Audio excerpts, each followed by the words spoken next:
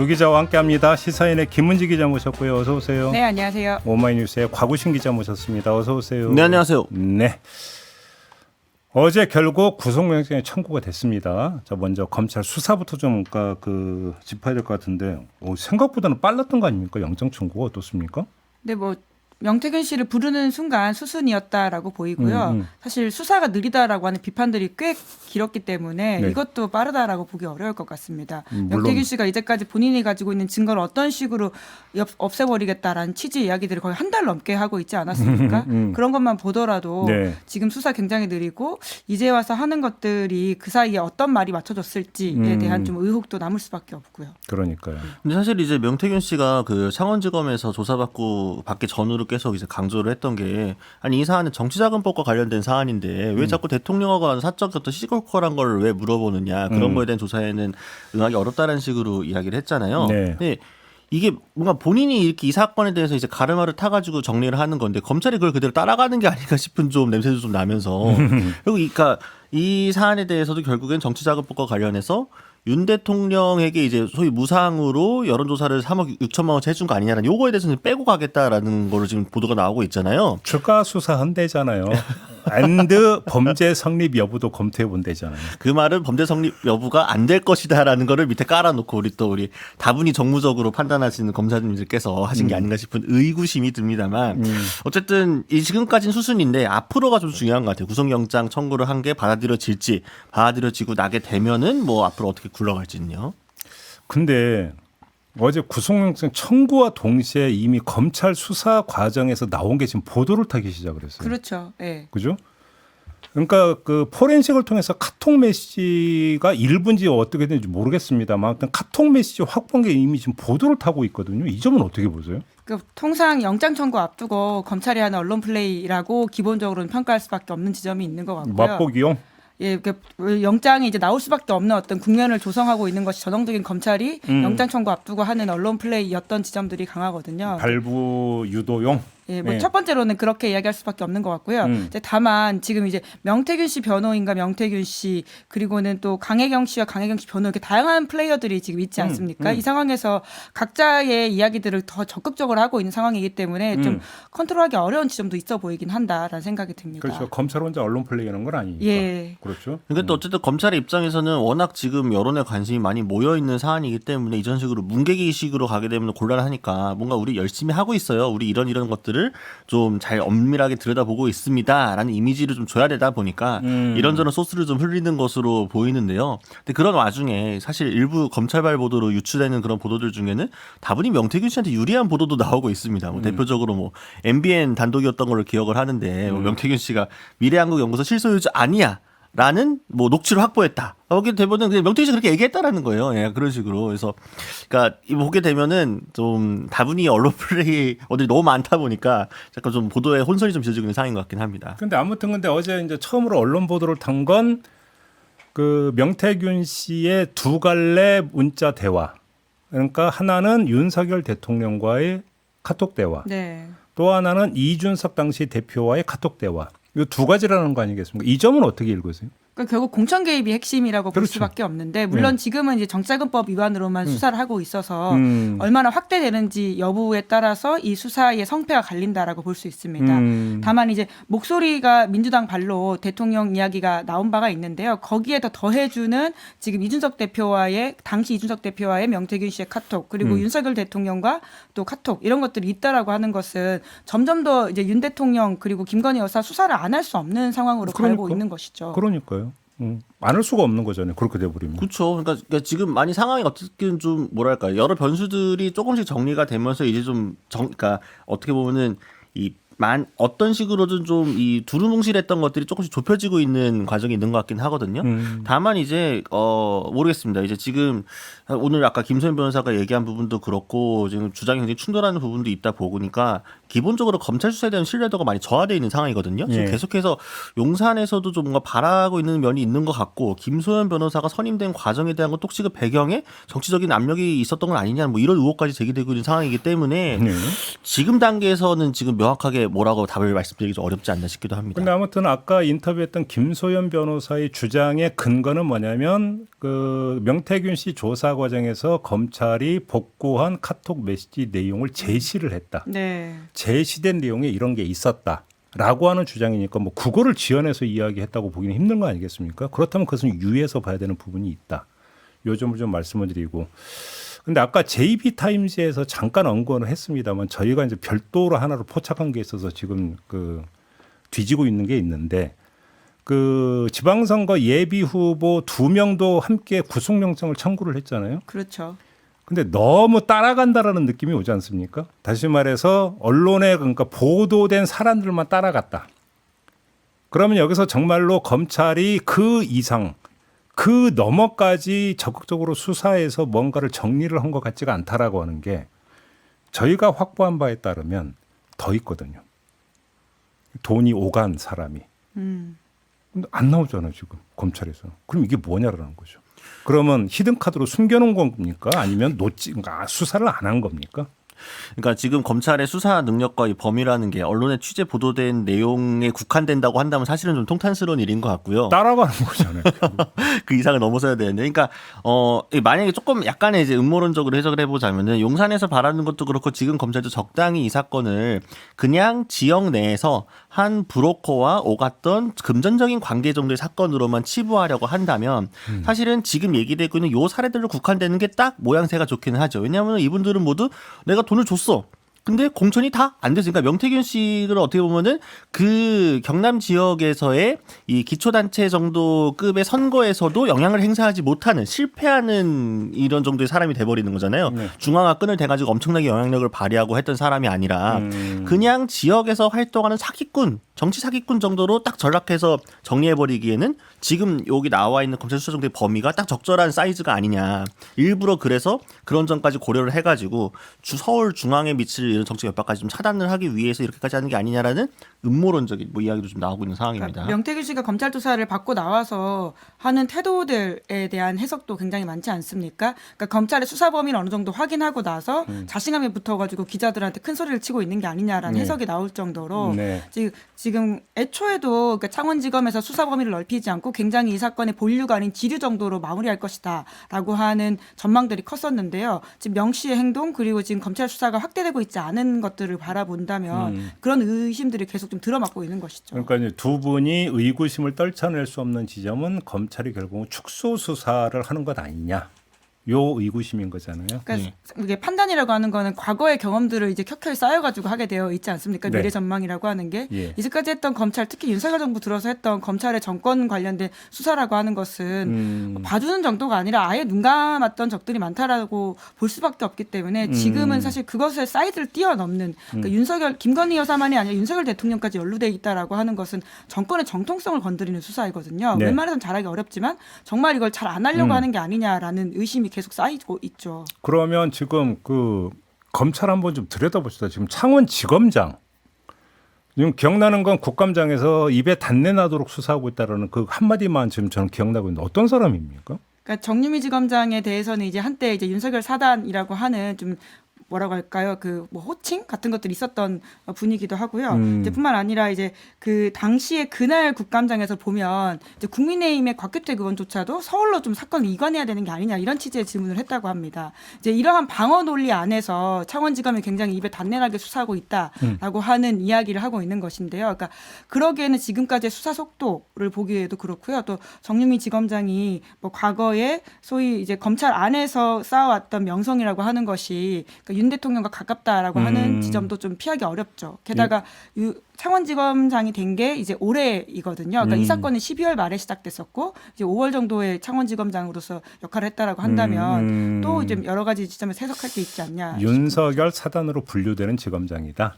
네, 뭐 이문정 검사도 그 저기 본인의 SNS에다가 사실은 좀 의구심을 좀 제기를 하면서 잘 이야기를 했잖아요. 정유미 부장과 관련해가지고 과거 뭐 사례도 좀 얘기를 하면서 뭐 본인은 한숨이 절로 나온다. 뭐 누가 검찰을 믿겠냐 뭐 이런 식으로 얘기를 했던데 뭐 물론 뭐 그렇게까지 뭐 그거 연결해서 생각할까 싶기도 한데, 그러니까 지금 이 아까 우리 김 기자님께서 잘 말씀해 주신 것처럼 워낙 전례들이 많다 보니까 과연 이게 신뢰할 만한 거냐. 그리고 뭔가 정권과 관련되어 있는 수사를 하필이면 창원지검에서 근데 맡고 있는데 그 지검장이 또 윤석열 대통령과 과거부터 특수관계였던 사람이네라고 하게 되면은 어떤 일반적인 시민으로서는 당연히 의심이 갈 수밖에 없지 않습니까? 그렇기 때문에 어떤 결과가 나오든지 간에 신뢰성 확보하기가 어려울 뿐더러 지금 검찰 쪽에서는 우리가 막 검사들도 많이 파견 보냈고 뭐 대자 추적 전문가 뭐 수사관도 파견을 보냈고 뭐 열심히 하고 있다라고 하지만 이게 지금 이제 부산하고 울산에서 이제 사출을 해가지고 보낸 건데 전반적인 서초동 분위기를 보게 되면은 뭔가 규모는 사이즈 적절히 키워놨지만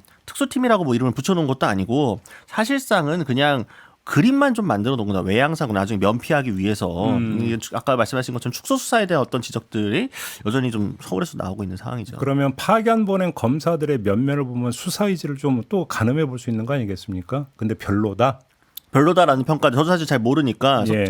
법조 출입하는 검사 기자님한테 물어봤더니 딱히 신뢰도가 많이 높지는 않다는 식으로 이야기를 하더라고. 전반적인 평가가. 진짜 예를 들어서 이제 말 그대로 칼제비 보냈다 이런 얘기는 안 나온다. 그죠. 뭐 진짜 전문가. 뭐 예전에 한때 뭐 윤통이나 아니면 이제 한동훈 대표가 가졌던 그런 명성도 없을 뿐더러. 그러니까 어쨌든 거기서 뭐 잔뼈가 굵어가지고 잘하는 검사라는 이야기를 최소한 서초동에 있는 기자들은 잘 모르는 것 같더라고요. 물론 그래. 지역에 있는 기자들이 또 약간 다를 수 있겠습니다만 지역에서 파견된 거니까. 그러니까 뭐 개개인의 역량은 뛰어날 수 있습니다. 이제 그거에 저희가 뭐 확인해보는 시간을 가지게 될 건데요. 그러니까 지금 가지고 있는 저희의 문제의식이라고 하는 것은 개개인의 역량에 대한 문제 제기가 아니거든요. 그러니까 조직적으로 특히나 검찰은 하나의 조직으로서 움직이면서 수사 방향을 잡아가고 그리고 특히나 이렇게 대형 정권 스캔들과 관련돼 있을 경우에는 검사 개인의 어떤 의지로서 사건이 잘 풀린다라고 보기 좀 어려운 지점이 있습니다. 이제 그런 차원에서 지금 검찰 조직이 과연 이 사건들을 제대로 된 방향으로 끌고 가고 있느냐에 대한 문제 제기인 것이죠. 뭐 개개인 검사들은 열심히 하실 수도 있습니다. 알겠습니다. 아무튼 내일 모레 영장 실질 심사가 있다라는 거 아니겠습니까? 이제 발부 여부를 봐야 되는데 만약에 구속이 된다면 이제 이 사건 한 달 넘게 끌어왔던 이 사건이 하나 이제 중대한 분기점을 맞는 거 아니겠습니까? 만약에 구속이 된다 그 이후에 어떤 상황이 전개가 될 거라고 전망을 하십니까? 그러니까 결국은 또 명태균 씨의 심경에 달려 있는 문제라고 보입니다. 네. 왜냐하면 명태균 씨 본인 말로 지금 김건희 여사 관련된 녹취도 가지고 있다라고 알려져 있지 않습니까? 그런 차원에서 본다면 아주 이제 또 다르게 전국을 움직일 수 있는 핵심 증거를 명태균 씨가 어떻게 마음먹고 가지고 갈지에 대한 것은 소위 말하는 구속이라고 하는 것은 개인에게 아주 큰 좀 충격적인 사건이라고 하고요. 본인 입장에서는 소위 말해서 작은 사건으로 무언가를 막고 잠깐 플리바게닝, 물론 법적으로는 플리바게닝이 지금 우리는 금지되어 있지만 그런 상황에 처한다고 하더라도요. 막상 구속되면 사람의 굉장히 큰 신경 변화가 있다라고 합니다. 그래서 경우에 따라서는 본인이 눈이 잘 안 보이기도 하고 이가 흔들리기도 하고 이럴 정도로 개인한테 큰일이라고 하던데요. 그런 차원에서 명태균 씨가 어떻게 신경 변화를 일으킬지가 핵심이라고 보입니다.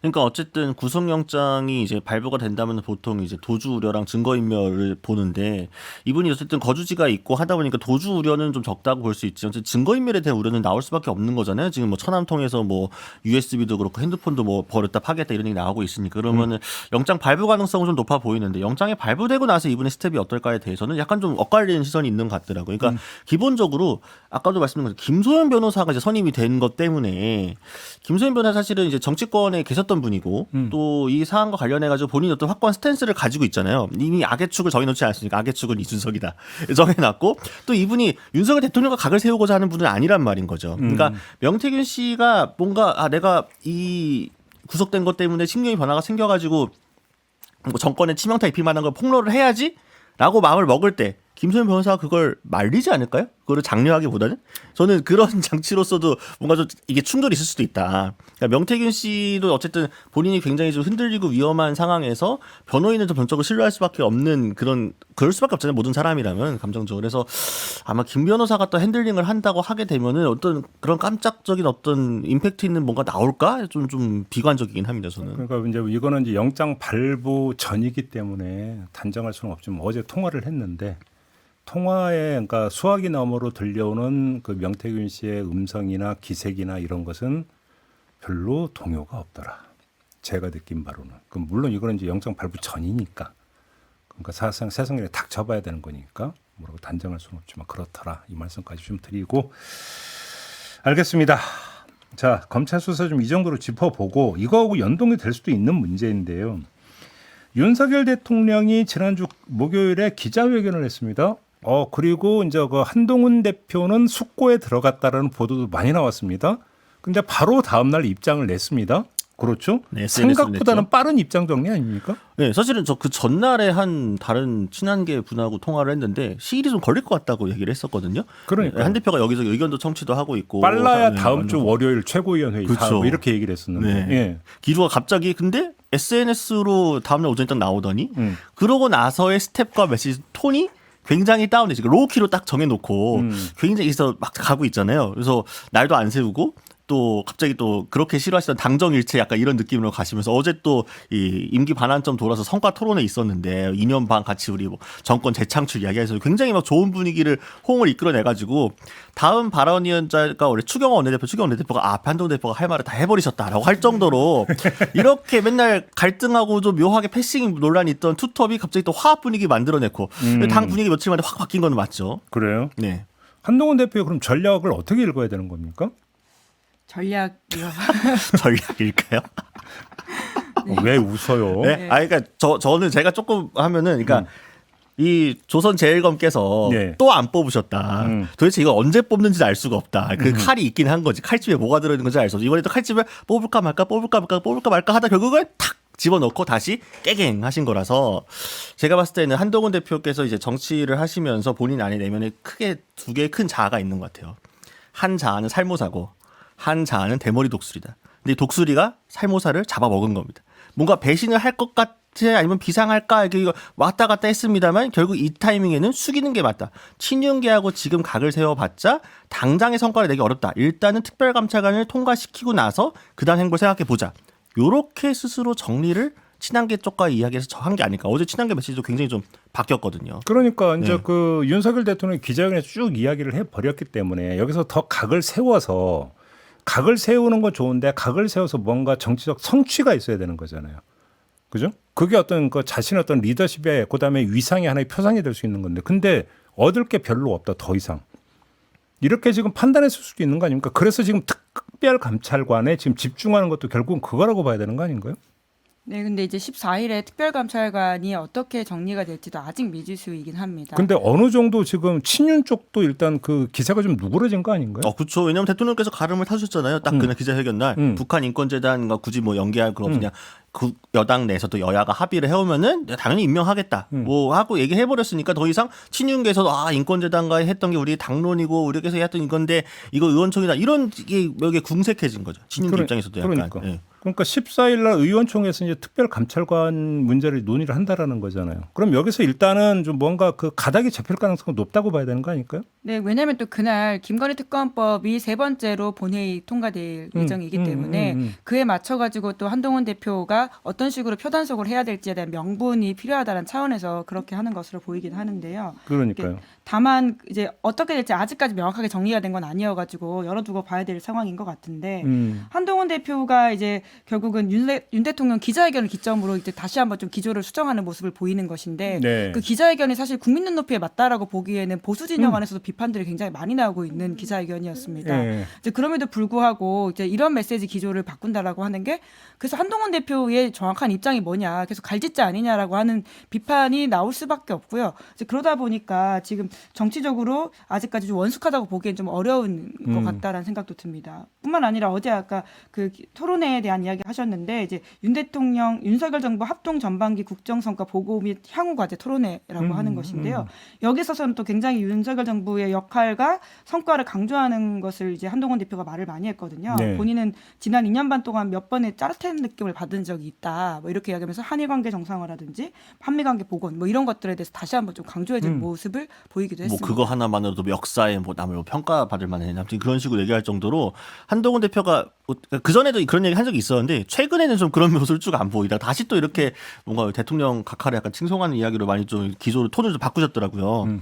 보면은 이게 사실 기자회견 직후에는 친한계 쪽에서 아쉽다, 국민 눈높이 안 맞는다는 이야기들이 나왔었거든요. 그게 하루 만에 정리가 되죠. 한동훈 대표 SNS 메시지가 나오면서 친한계도 이제 다시 기조를 바꾸게 됩니다. 그러니까요. 네, 그러니까 결국 어떻게 보면 한동훈 대표를 중심으로 해가지고 친한계가 이 지금 요 기점에서의 메시지의 톤 앤 매너를 정리를 한 거죠. 이 기조로 간다.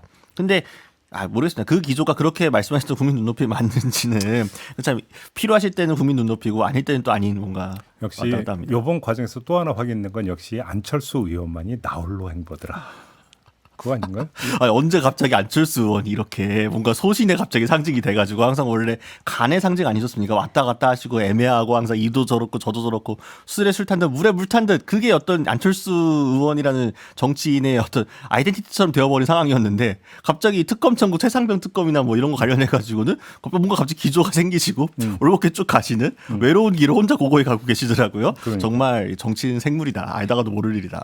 그러니까 특검법 관련해가지고 민주당에서 제3자 특검 이제 이야기가 나오기 시작하지 않았습니까? 그러니까 결국은 이제 18일이 아닐 것이고 14일이죠. 죄송합니다. 14일이 아닐 것이고 쟁점은 28일 염두에 두고 이제 민주당이 던지는 것일 텐데. 제2의결 얘기하는 거죠. 예, 그렇죠. 그러니까 결국은 지금 쟁점도 3개로 혐의로 줄여버렸고 그리고 추천도 대법원장 추천을 통해 가지고 민주당과 야당에서 2명을 줄이고 대통령이 1명을 선택하도록 대법원장이 했습니다. 4명 추천하면 그중에 2명을 추려가지고 그러니까 복수로 이제 윤석열 대통령한테 이제 추천은 이렇게 그렇죠. 되는 거죠. 예. 야당 이제 원내 야당에서 이제 2자리를 추천한다라고 하는 것인데요. 그러니까 이 정도로 바꿨으면 한동훈 대표 쪽에서도 이제 제3자 추천안에 대해서는 김건희 특검법도 자기 안을 내놔야 되는 상황이 된 것이죠. 그러니까 뭐 갈라치기라고 말할 것도 없이 그럼 너의 입장이 정확히 무엇인지에 대해서는 좀 피하지 말아야 된다라는 생각이 듭니다.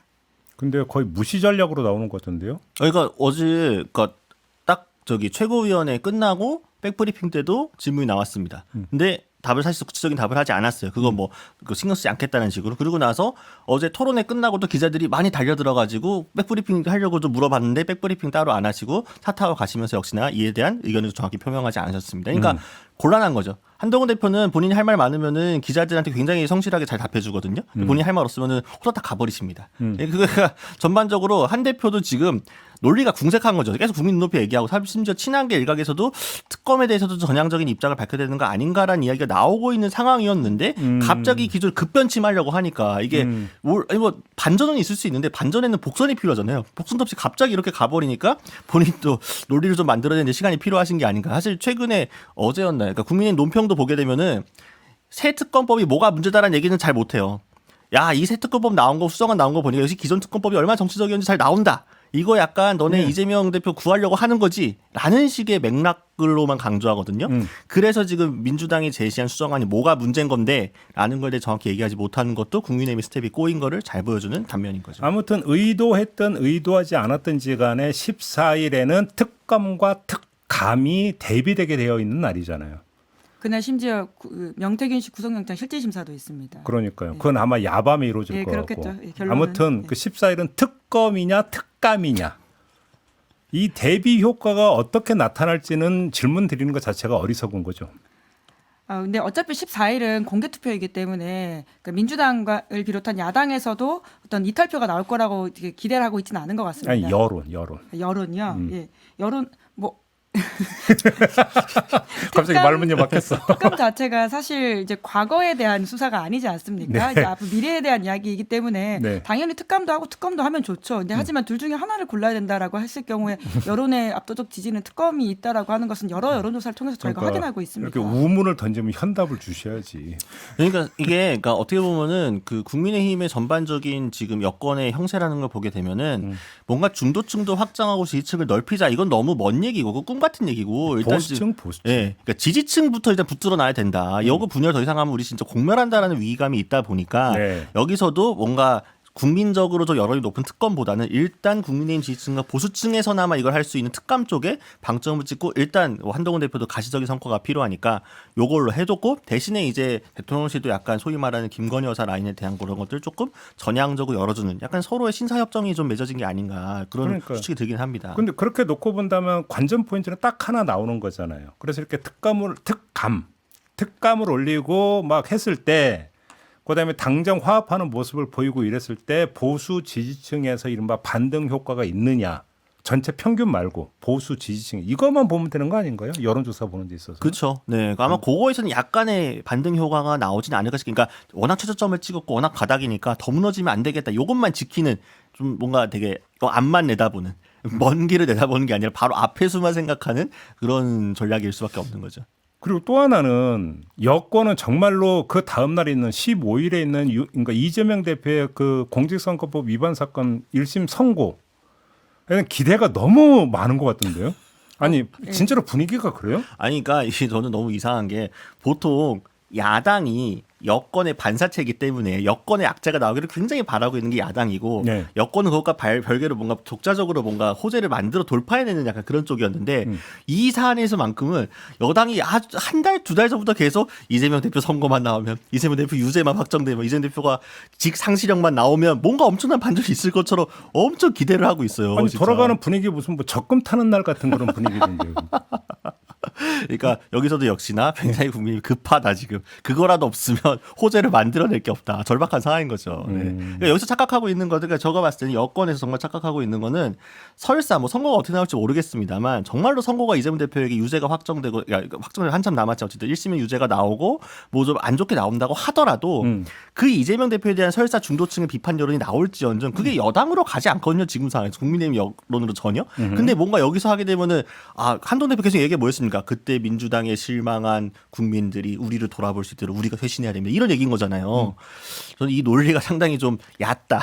근데 그런 어떤 여론의 향배 이전에 이른바 이슈 분산 효과는 있는 거 아닐까요? 여권 입장에서는 국민의힘 입장에서는 뭐 급한 불은 끌 수 있으니까. 그러니까 예. 일단 이슈를 분산시키는 어떤 그 아주 즉각적인 효과는 좀 어떤 기대할 수 있는 거 아니냐 그렇게 보는 거 아닌가요? 국민의힘에서. 그러니까 그런 게 예정된 스케줄들이라고 하는 게 있죠. 근데 지금까지 지난 2달 동안 국민의힘과 정부 여당이 보여줬던 모습은 뭐냐면 예상치 못하게 터지는 명태균 씨 이슈에 있어서 굉장히 우왕좌왕하는 모습밖에 없었거나 혹은 굉장히 앞뒤가 다른 이야기를 했다라고 하는 것이거든요. 거의 명태균 사건에서 국민의힘은 거의 무건수행 아니었나요? 예, 이제 그러다 보니까 사실 대처할 수 없는 이슈들이 계속 터지는 것에 대한 두려움들이라고 하는 게 기저에 깔려 있고요. 오히려 이제 이재명 대표 1층 관련된 것들은 예정된 스케줄이기 때문에 좀 다르게 이미 반영되는 지점들도 있다. 하지만 명태균 혹은 그 이상 김건희 여사까지 다시금 올라가는 사안들이 벌어졌을 경우에는 원하는 만큼의 효과를 전혀 누리긴 좀 어려워 보인다라는 생각이 들긴 합니다. 바로 그런 점에서 놓고 보면 이렇게 아마 그림을 그릴 수 있겠죠. 자, 14일에 영장실질심사가 이루어져.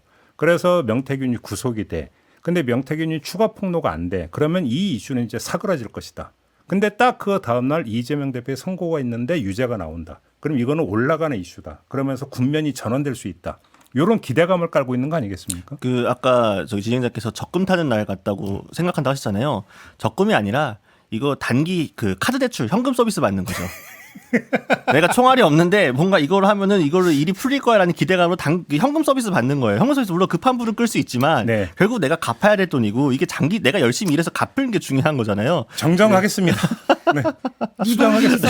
서비스 네, 그러니까 뭔가 이재명 대표도 현금 서비스를 받고 싶어하는 그런 뭔가 아니라 당장 다음 달 갚아야 되는데 이재명 대표 선거 관련된 전국은 제 생각에는 그렇게 이 모든 걸 덮을 만한 파괴력을 갖지 못합니다. 왜냐하면 검찰 수사 계속 진행될 것이고 이렇게 명태균 씨와 관련 이슈는 당분간 계속 지속적으로 갈 수밖에 없고 특검 논란도 이거는 이게 어쨌든 올해 연말까지 쭉 이걸로 가는 거예요. 근데 이 순간에 이걸 모면해가지고 잠깐 지지율 반등해서 20%대로 회복하고 요 정도에 머무른다고 해서 국정 동력이 확보되는 것도 아니고 뭔가 뭐 지금 난제들이 해결되는 것도 아니고 아무것도 없거든요. 네. 그냥 자기 위한 나 급한 불만 꺼야지 요건 겁니다. 예. 그러면 비유를 하나 두면 급전 돌리기 이쯤 되는 건가요? 그리고 게다가 여권 인사들이 걱정하는 것은 이제 김 여사 관련된 이슈가 진짜 이걸로 끝나냐라고 하는 부분이거든요. 그러니까 명확하게 그림이 보이지 않을 때 가장 좀 두려움이 커진다라고 하는 것인데요. 그러니까 여사 관련된 이슈들이라고 하는 것은 오늘 막았다고 내일 또 안 터지지 않을 것이다라고 하는 두려움이 굉장히 크게 있다라는 그러니까요. 것이죠. 그렇게 놓고 보면 역시 키맨은 여전히 명태균이다. 이렇게 정리를 해야 되는 거예요. 기승전 명태균 우리 명 사장님께서. 알겠습니다. 오늘 여야 어때는 좀 이렇게 마무리하고 두 분과 인사 나누겠습니다. 수고하셨어요. 네, 감사합니다. 감사합니다. 네, 저도 물러가겠습니다. 고맙습니다.